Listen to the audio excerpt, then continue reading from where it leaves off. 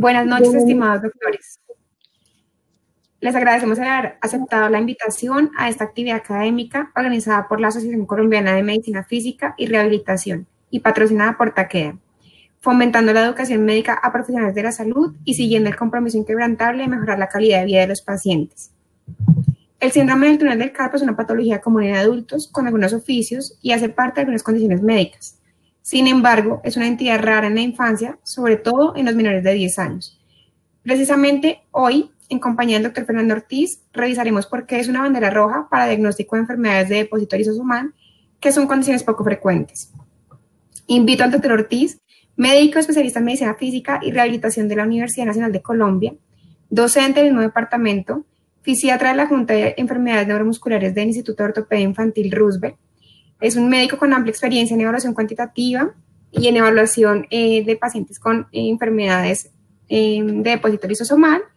Es para mí un honor realmente culminar con esta sesión en el curso de diagnóstico y evaluación de las enfermedades lisosomales desde la visión de fisiatra, y qué mejor que cerrar de la mano del doctor Ortiz, un maravilloso expositor y sin duda con amplia experiencia. Bienvenido, doctor, gracias por acompañarnos esta noche. Bueno, muchas gracias por la invitación. Ya en la presentación se dijo casi todo. Va a ser una presentación corta sobre el síndrome de túnel del carpo en niños. ¿Cómo puede llegar uno a hacer ese diagnóstico? ¿En qué momento se lo puede encontrar? Hagamos un rápido repaso de cómo ve uno los pacientes y cómo desde la cara del paciente, de su postura, rematamos en el túnel del carpo. Entonces yo les voy pasando unas diapositivas rápidamente y van haciendo sus propios diagnósticos. Les quiero destacar que en la cara vienen una cantidad de diagnósticos y en otras clases que ya les voy a mostrar. Efectivamente, una distrofia miotónica. Observen la boca de la niña. 3 niños con distrofia miotónica. Y hasta ahora no he tenido que tocar al paciente. ¿Cuál creen que es este diagnóstico? Mire de nuevo la cara. Una distrofia muscular congénita por déficit de merosina.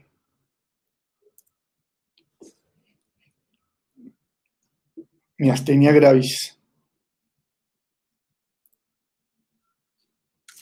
Una miopatía mitocondrial. Una distrofia facioscápulo-humeral. Las escápulas aladas que son tan características de la distrofia facioscápulo-humeral. La escápula alada unilateral. Niños con trofismo diferente en músculos inervados por la misma raíz. Una distrofia muscular de Duchenne. Una distrofia cintura-miembros, una disferlinopatía, una miopatía congénita. La pseudohipertrofia de la distrofia muscular de Duchenne, la postura típica del Duchenne. Una niña con una atrofia muscular espinal. Ahora, aparte ya de no pensar en la cara, y en el trofismo muscular, sino en las deformidades esqueléticas, vamos a ver otros diagnósticos. Una distrofia de Emery-Dreifuss, una polineuropatía hereditaria, las contracturas en los codos, una distrofia muscular congénita. Todos estos diagnósticos que les he mostrado, bueno, excepto de la distrofia muscular de Duchenne, pasan en algún momento por un estudio de electrodiagnóstico. Generalmente los envían a estos niños para un estudio de electrodiagnóstico. Y son claves evaluar estos hallazgos, evaluar el trofismo, las contracturas, esas contracturas que son progresivas y no son de origen inflamatorio, orientan a una patología neuromuscular. Un niño que nace con estas contracturas, ¿en qué diagnóstico se puede pensar? Otra distrofia miotónica. Y aquí ya vamos entrando en materia. Ya vemos algunas alteraciones ya anatómicas de otra naturaleza. Empezamos a ver las manos, deformidades articulares, insisto, que no tienen origen inflamatorio y que son progresivas. Piensa uno de pronto en que van a requerir algún estudio de neuroconducción pensando en algo por ahí neuromuscular. Deformidades esqueléticas progresivas y entramos en materia en las mucopolisacaridosis. Deformidades articulares evolutivas no inflamatorias. Apenas llega un paciente a la consulta, uno piensa en una enfermedad de estas que les he mencionado, de origen neuromuscular, o en una mucopolisacaridosis. Y volvemos a la cara, al aspecto de la cara. La dificultad para levantar los brazos por encima del nivel de los hombros. Entonces son caras para tener siempre presentes. El diagnóstico se hace con la simple inspección. Estas son todas fotos tomadas de artículos que tienen permiso de derecho común. Entonces se pueden publicar. Y algunos son pacientes del Instituto Roosevelt. Volvemos otra vez a deformidades articulares evolutivas que no tienen origen inflamatorio, contracturas articulares.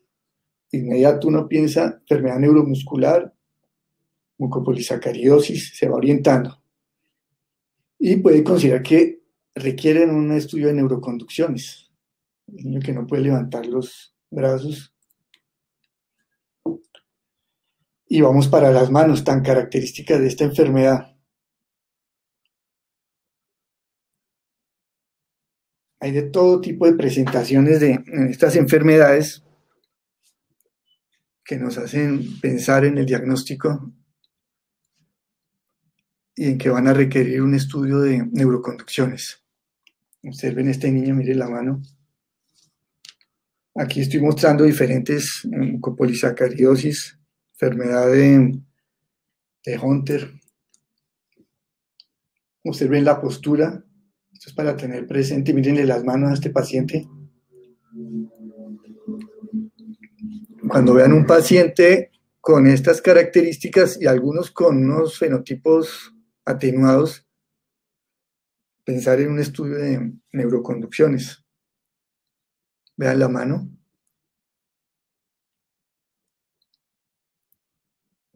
Llegamos al punto, al síndrome de túnel carpiano en niños.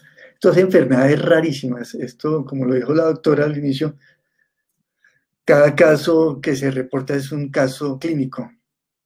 Hemangiomas, amartomas, sarcomas, hemofilia, schwannomas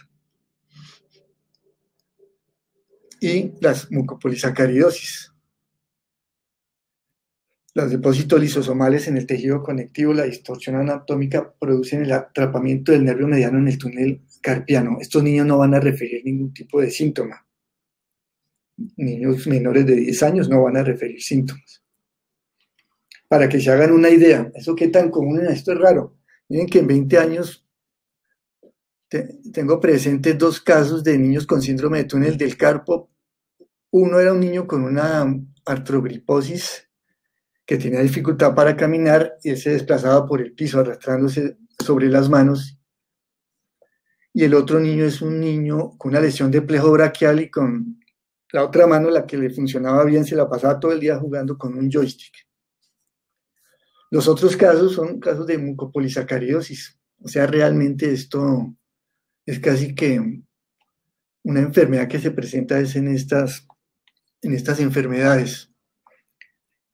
Y vamos al tema del electrodiagnóstico. Que si le aparezca a uno un paciente sin mayores alteraciones y que uno encuentre alguna cosa es supremamente raro, pero puede suceder.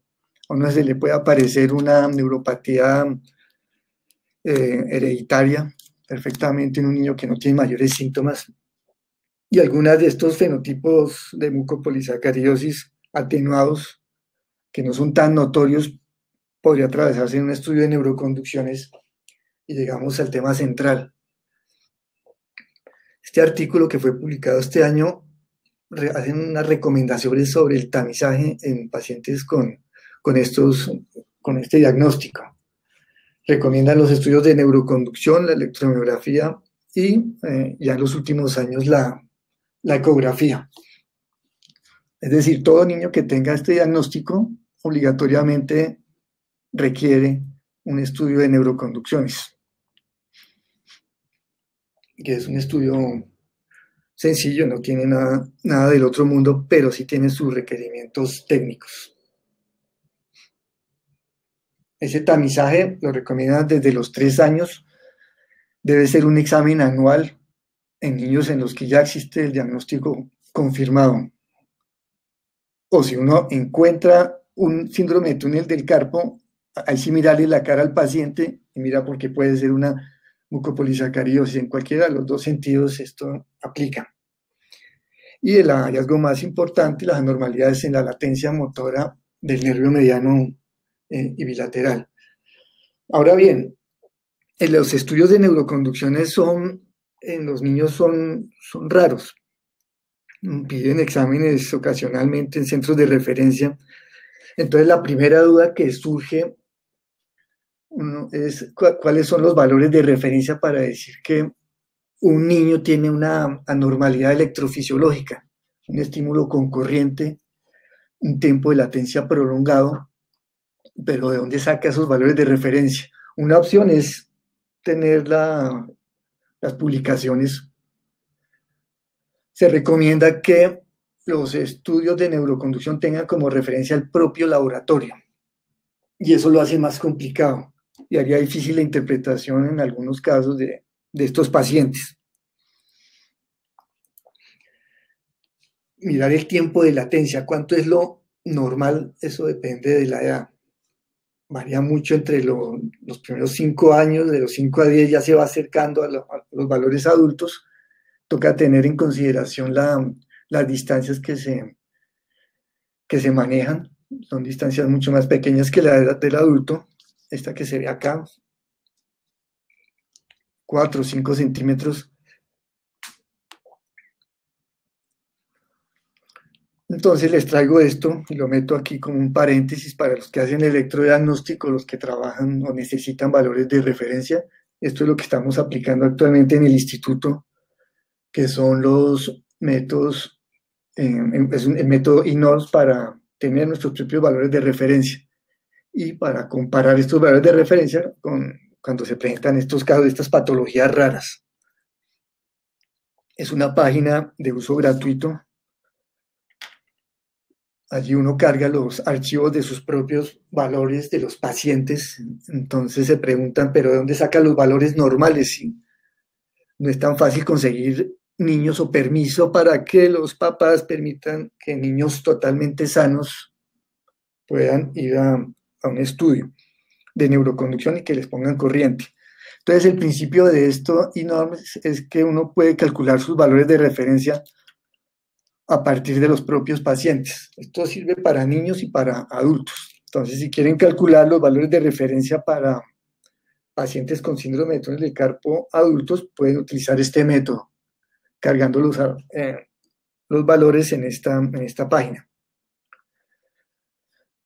Entonces, aquí para esta presentación les hice el ejemplo de niños de los rangos de edad de los pacientes con mucopolisacaridosis, en donde puede haber dudas sobre una latencia que sea normal o que sea anormal, suponiendo que se controla bien la temperatura.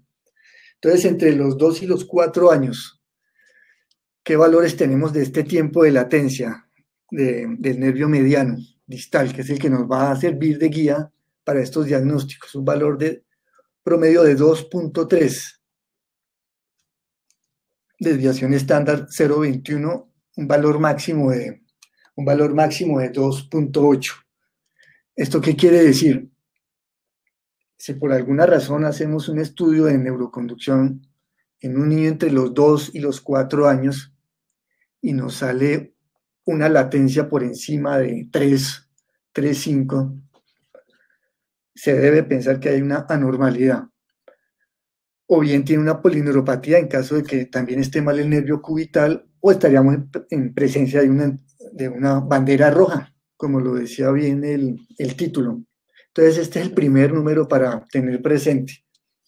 Este valor que tenemos de promedio y esta desviación estándar coincide con este valor que está aquí, estos valores que son los publicados por Yabre, por otros autores.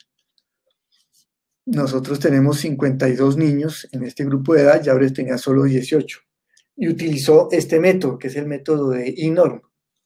Esto se basa en que en una muestra, digamos, relativamente grande, vamos a encontrar unos valores extremos que son los que se van a considerar anormal y otros que van a estar consecutivos muy pegados el uno del otro hasta que empiezan a aparecer los valores que se salen de lo normal. Esto es lo que es el método INORMS, que ya también es recomendado por la Academia Americana de Medicina Electrodiagnóstico.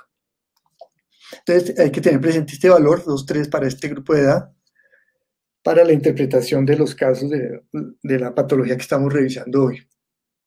Y para niños de entre los 5 y 9 años de edad, aquí tenemos 60 pacientes de nosotros, del instituto. Miren los valores que nos dieron, 2,8 con una desviación de 0,39. Por lo menos el promedio está muy cercano al que obtuvo Yabre en su documento, en su publicación. Y miren el valor máximo, 3,5. Entonces, una bandera roja sería tener una latencia en 4 milisegundos. Indicaría que hay un atrapamiento. ¿Cómo se sabe si ese problema es solo el mediano del cubital? Pues lo más sencillo es obviamente la comparación. Entonces comparamos la latencia del mediano con la del cubital y para eso también tenemos nuestras tablas de referencia para saber si un niño tiene un atrapamiento del nervio mediano ahí en el túnel. Entre los 2 y los 6 años, una diferencia mediano cubital de 1,2 milisegundos sería lo máximo permitido. Por encima serían valores atípicos. Un valor de 1,5, 2 se considera anormal a favor en caso de que el mediano sea el que esté prolongado, ¿no? Estaría a favor de un atrapamiento del nervio mediano, otra señal de anormalidad. Y para niños de 7 a 12 años, estos son de nuestros pacientes, que consideramos estos valores de referencia, estamos hablando de valores de referencia normal, estos no son pacientes de mucopolisacaridosis, no van a confundir. Un milisegundo, por encima de 1 milisegundo estaríamos hablando de una señal de alarma. En la anatomía de estos pacientes, la anatomía exige que se tengan pues, las precauciones del detalle de las medidas, todo lo demás, pero vamos a comparar los valores con estos valores de referencia. Esta es la mano de un niño que, por casualidad, vino hoy, un niño ya grande, realmente un niño de 16 años, no espera los valores de adulto igual. No es que allá lleguen niños ya de por medio con esta enfermedad. Póngale cuidado que hacía por lo menos 4 años que no 5. Cuando vimos unos pacientes con esta enfermedad que desde entonces no veía, yo por casualidad apareció este niño. Yo le dije, no, es que tengo la charla, entonces que me ayuda ahí para la foto y esto. Increíble, pero apareció hoy. Un niño con una mucopolisacaridosis.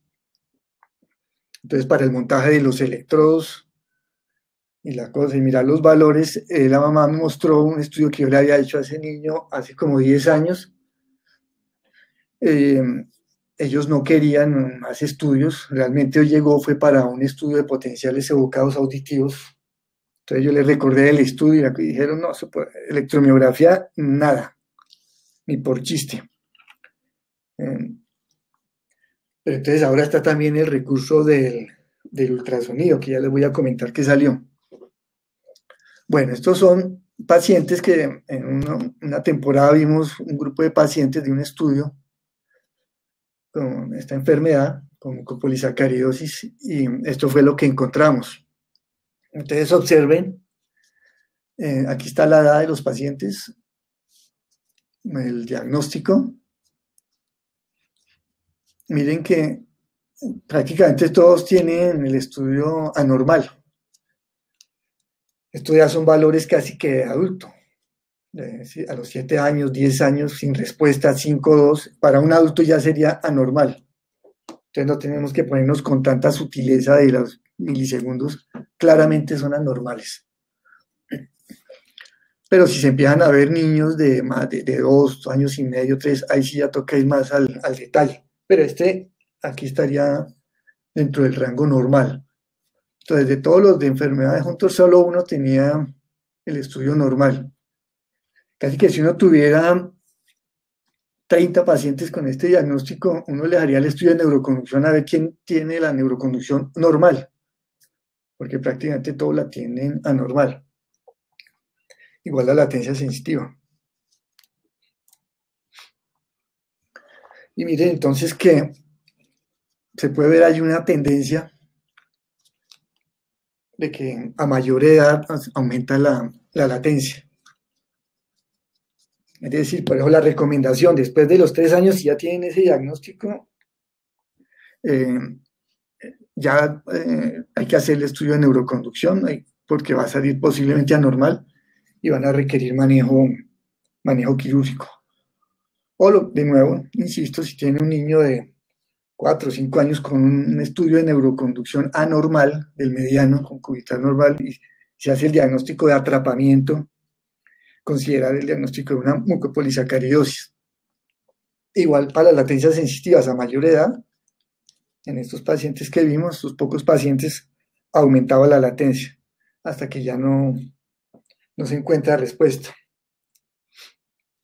No hay muchos estudios realmente, hay estudios de 3, de 5, de 8, de 7, de 6 pacientes, de 4, solo hay un estudio nacional en Corea, 45 niños con enfermedad de Hunter, miren el porcentaje, el 96% afectados y de esos 73% severos, es decir, sin respuesta sensitiva. Y bilateral en todos los casos. Lo demás son reportes muy sueltos, reportes de caso en enfermedad de Hunter.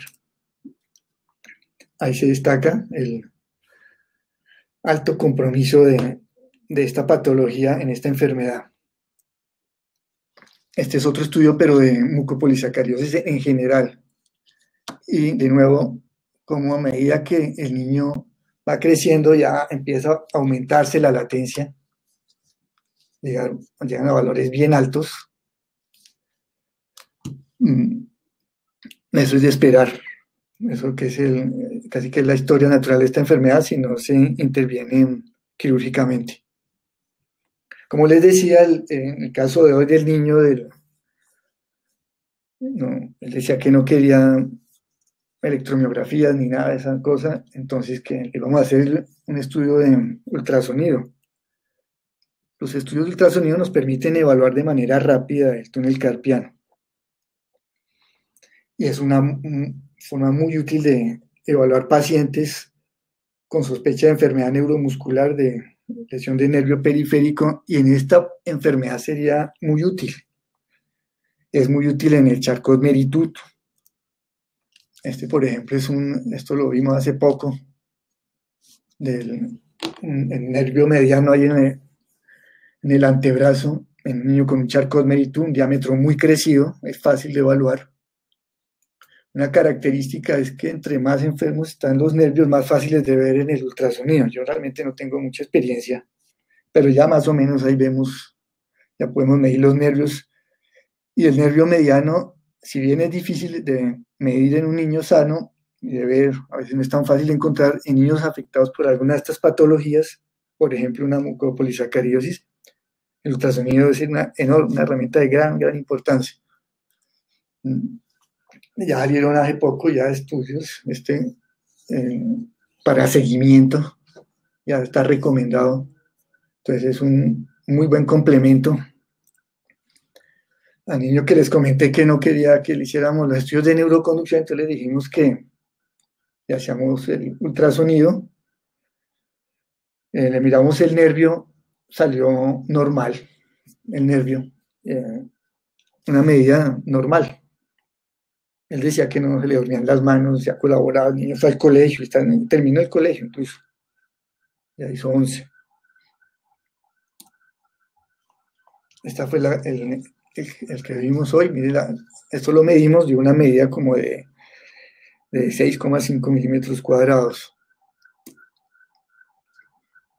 Igual al niño lo convencimos de que, porque uno siempre queda con la duda, cuando uno lleva muchos años en esto de la ultrasonografía, uno quiere estar seguro de que todo esté bien y al final se dejó hacer el estudio de neuroconducción, salieron las latencias igualitas que hace 10 años, ¿ya? No había, era una mucopolisacaridosis tipo 4, ¿no? No era una enfermedad de Hunter, pero el nervio no le había cambiado en cuanto a las latencias.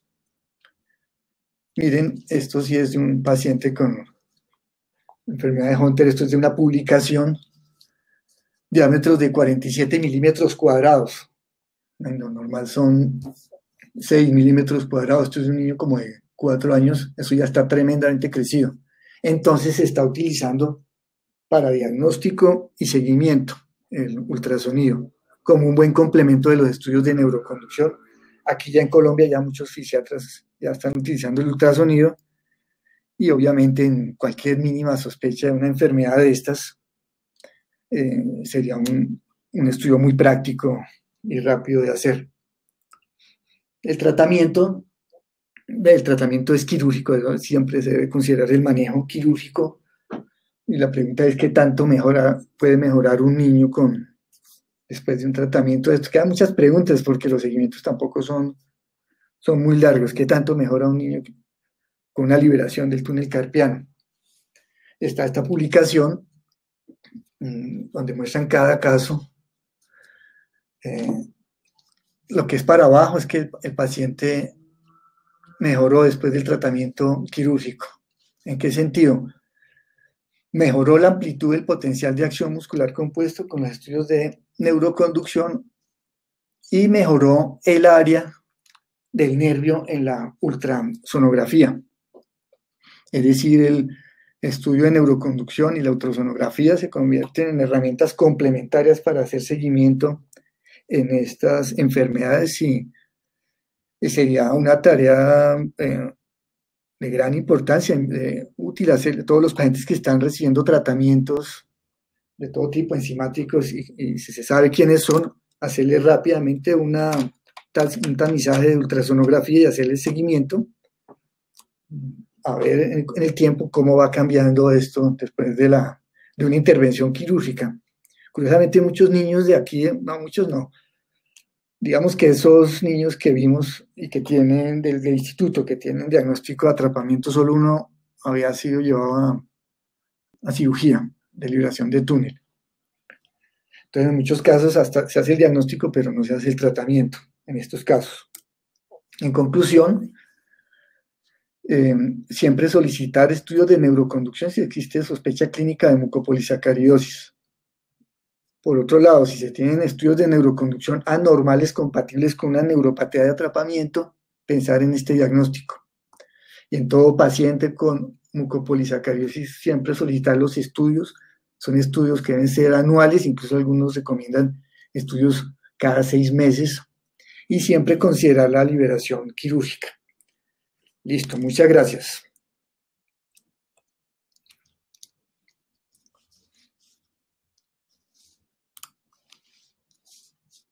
Si tienen alguna pregunta, o vamos a los rezos.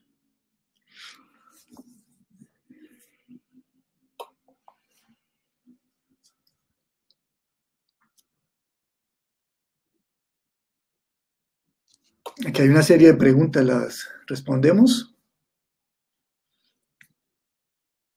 Mari.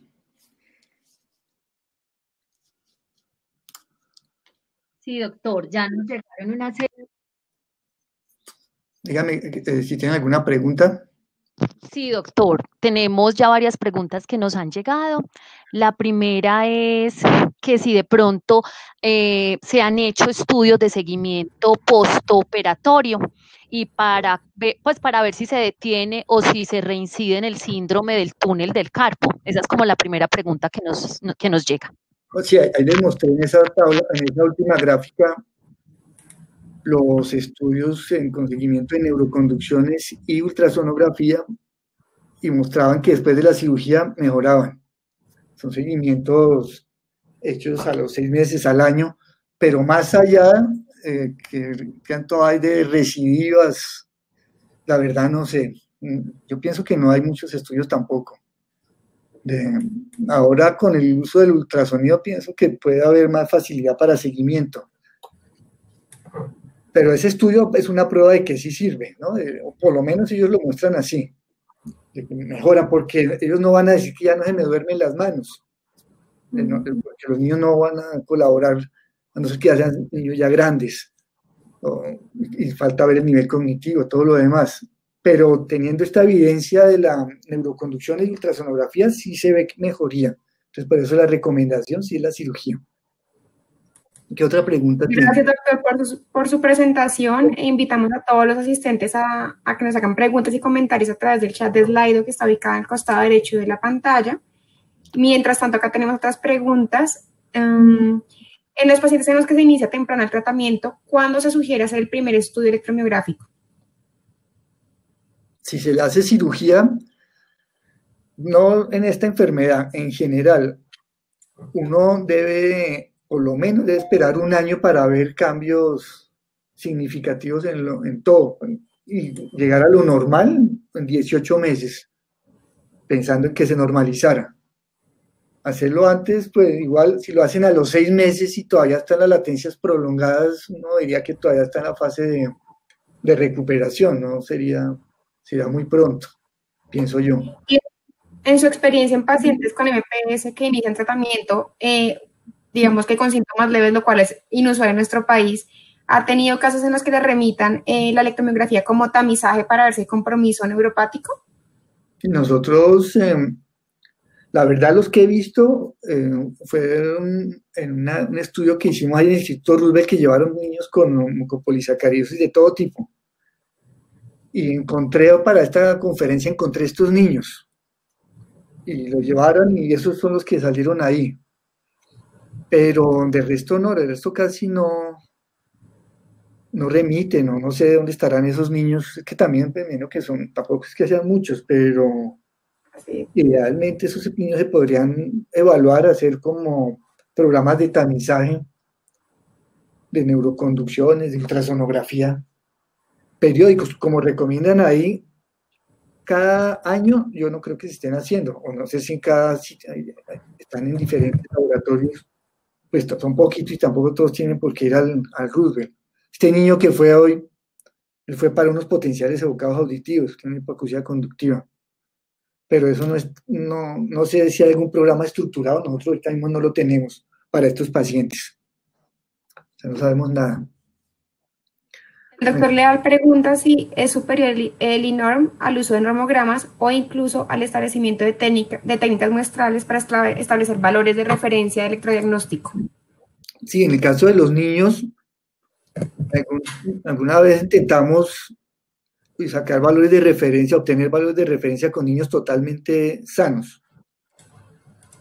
Pero en la práctica y en lo que uno ve en las publicaciones, eso es muy difícil por los permisos. Uno termina haciendo el estudio a niños que están hospitalizados o niños que van por una cosa y se le pide el permiso al papá para que le deje hacer el examen.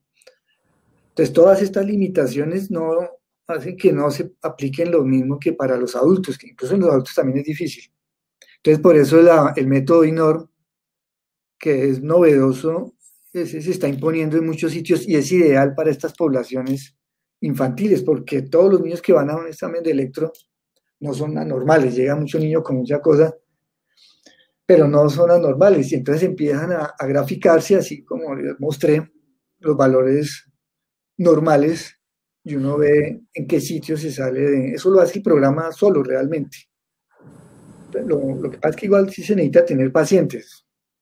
Y un laboratorio de adultos llega un niño, de electromiografía llega un niño por allá una vez cada mes, entonces no es tan fácil. Pero para otros centros como el Roosevelt o otros hospitales pediátricos sí sería el método de elección, más que usar técnicas estadísticas formales. Y en relación a la aplicación de este método en población pediátrica, ¿hay una edad mínima para aplicar o para tener un valor de referencia? Por ejemplo, ¿se podría obtener en menores de 2 años? De hecho, claro, esta técnica nació para valores de referencia de electromiografía de fibra única en niños menores de 1 año. Eso nació para resolver problemas en esta población. Porque electromiografía de fibra única implica meter aguja en la frente y estimular con otra aguja. Entonces, obviamente, ¿dónde va a sacar usted niños? Papás que dejen por más plata, eso tampoco. Entonces, ahí fue donde se desarrolló la técnica en menores de 1 año. Igual no son muchos los niños menores de 1 año que llegan a estudio, entonces hay que esperar por lo menos tener una muestra, 50, 60 niños para obtener esos valores. Bueno, ¿alguna otra pregunta? Otra pregunta que nos hace el doctor Padilla es, primero, agradece su excelente conferencia y quisiera saber si es necesario realizar electromiografía al tiempo de la neuroconducción o si prima los resultados de la neuroconducción y qué cambios esperarían en el estudio de músculo. Incluso algún artículo de los que estuve revisando, específicamente no, pensando en lo del túnel del carpo, pensando en eso, no se recomienda la electromiografía con aguja, meterle la aguja ahí en el músculo, eso es particularmente doloroso. En otras consideraciones diagnósticas ya cambia la cosa. Si se sospecha un problema ya de columna, una lesión radicular, y mandan al paciente con él para un estudio, pues obviamente sí se requiere la electromiografía. Pero para síndrome de túnel del carpo, definitivamente no se debe hacer electromiografía. Es un maltrato ahí que tampoco va a aportar mayor cosa. En pacientes con MPS, ¿se recomienda hacer una electromiografía o una neuroconducción basal al momento del diagnóstico? Sí, eso sí es la recomendación, tener. Incluso algunos lo dicen explícitamente, si el diagnóstico se hace a los 2 años, en este momento hacer el estudio de neuroconducción, de una vez. Técnicamente obtener una latencia motora se puede hacer sin mayor problema en niños de 6 meses de edad, de 1 año. Entonces sí es útil tener ese valor de referencia. Y así lo particularmente en estas enfermedades de depósito lisosomal en las que hay unas retracciones óseas y que en ocasiones hay limitación, hay digamos que algún rango en el que no se puede realizar este tipo de estudios por contracturas o por retracciones, que no tengan que estar relacionadas principalmente con síndrome de túnel del carpo. Sí, digamos que técnicamente, pero incluso con deformidades bien importantes, contracturas en flexión de 90 grados, exagerando, ahí se puede hacer estudios de neuroconducción. Esa realmente no es una limitación. Técnicamente es difícil hacer, más por la edad, y en estos niños también, los estudios de neuroconducción sensitiva. Eso sí en algunos niños puede ser más difícil, obtener estudios de buena calidad, pero también se pueden. Los estudios de neuroconducción son relativamente sencillos. Entonces, si es una técnica rápida y segura, no es tan invasiva, pues siente un poquito corriente, pero no más. ¿Está indicada la prueba del cuarto dedo en ellos? No. La del cuarto dedo, uno hace la del cuarto dedo pensando en diferencias mínimas, eso es usado en adultos.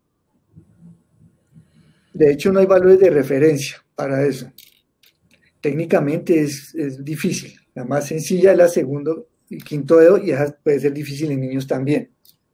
Entonces, pensando en esta enfermedad específicamente y para no cometer errores, dar falsos positivos, no sea que justo uno mande a operar al único niño sano, En cuanto al túnel, es hacer la latencia motora, porque no hay tanto un riesgo de error.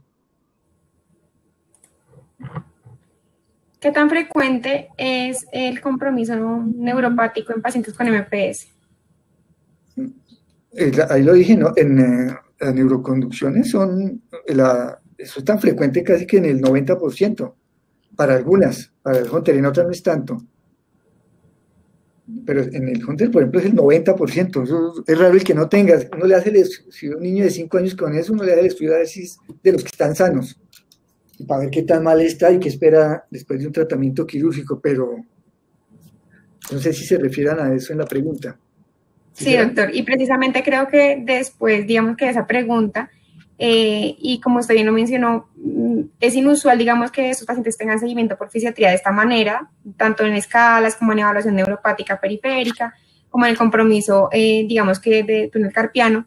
¿Usted considera que se debe, digamos, que instalar un solo centro para este tipo de estudios con una guía, digamos que un protocolo de seguimiento para pacientes con MPS? A toda enfermedad huérfana, idealmente deben existir centros especializados, y cada enfermedad tiene sus particularidades, que no la tienen otras, y los grupos se van especializando y con el tiempo van ajustando y van ofreciendo mejores alternativas a los pacientes, les van organizando los tratamientos, el manejo anticipatorio es mejor, las familias perciben que el centro saben de lo que están hablando y de que están tratando, saben las complicaciones, diferente a tener un niño en cada sitio, disperso en toda la ciudad y en todo el país. Entonces, la calidad de atención mejora mucho cuando se hacen centros que llevan sus propios registros y van evaluando al niño cada 6 meses, cada año. Entonces el centro crece en conocimiento y eso favorece mucho la calidad de la atención. Doctor, en relación a la pregunta anterior, nos hace una aclaración que se refería a polineuropatías particularmente. Digamos que la pregunta fue neuropatías, pero específicamente polineuropatías, si todos los pacientes con MPS las tienen o qué porcentaje. Pues eso sí, no sé. De lo que leí, me puse a estudiar de síndrome de túnel del carpo, pero, por ejemplo, esos niños que vimos y los que han mandado, a veces los han mandado con, digamos, de MORC y eso con diagnóstico de polineuropatía. Entonces, me parece que no, pero imagínense, eso, estoy dando una información basada en una percepción ahí tremendamente subjetiva. Me parece que no hacen polineuropatía como tal, no la hacen. De hecho, no hacen atrapamiento del nervio cubital en el codo, ¿no? Que uno pensaría también de pronto en el túnel del tarso. Hay un reporte de unos 2 casos por ahí, en el túnel del tarso de niños con enfermedad de Hunter. Entonces, pero polineuropatía como tal no, pero no sé si habrá algún reporte por ahí, una publicación. Listo. Si se aplica el programa INORM digamos, en diversas instituciones, ¿hay confiabilidad de los resultados?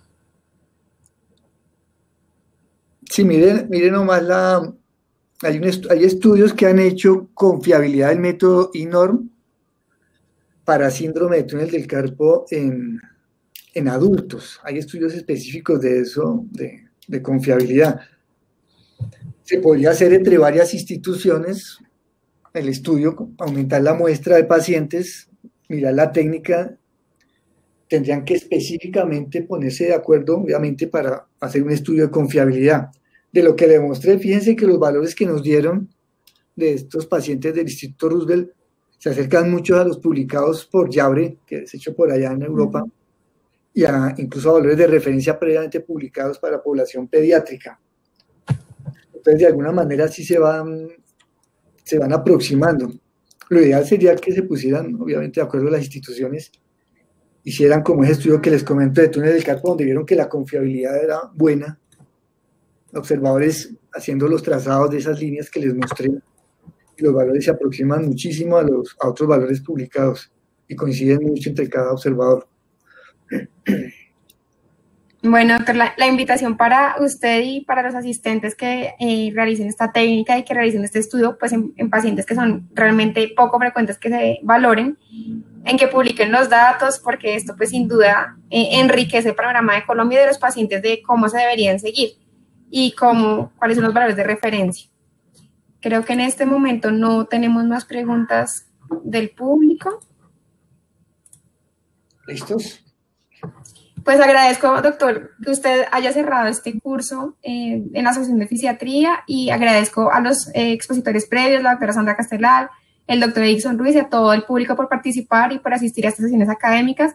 Realmente han sido muy provechosas y creo que pues son la puerta para continuar desde la visión de fisiatría descubriendo las enfermedades huérfanas y de depositarios humanos. Gracias por la asistencia. Muchas gracias.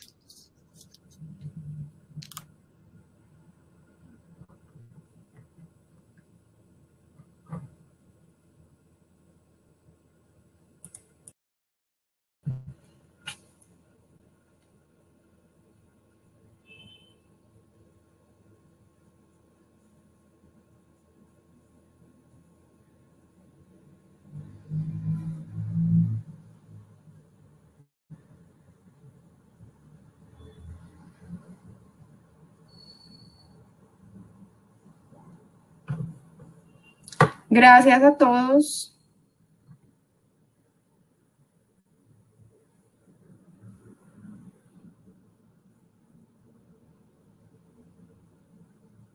Muchas gracias, María. Ya entonces, ya con eso concluimos la sesión de actividad que queda. Gracias a todos por su colaboración, todo el equipo.